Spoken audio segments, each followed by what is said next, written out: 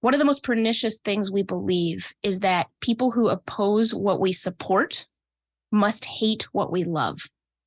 So a bunch of folks from King County had ideas in their heads about people who voted for Trump must hate the environment, must hate gay people, must hate, name your thing.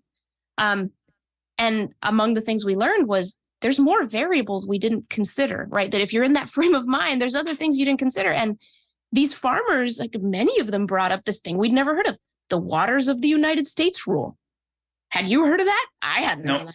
No. Well, and it's this, part of our law that determines when the federal government can kind of claim, regulation authority over a body of water. And for a lot of farmers, if there's a really heavy rain in a valley and suddenly there's a pond where there wasn't one, could the government come in and say, okay, that's our land, we have to regulate that by? And it sounds absurd, but there's actually been some really close calls and pretty weird stuff going on in that. So for a lot of those farmers who just operate at these little margins, I mean, farming independently is a really tough game.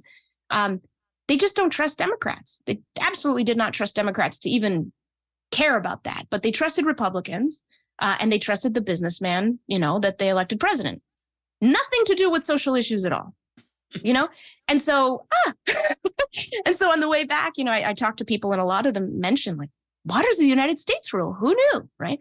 So that's an example. I think it's a really powerful example of when we don't get close, when we try to solve these mysteries from a distance, we don't see what we're missing.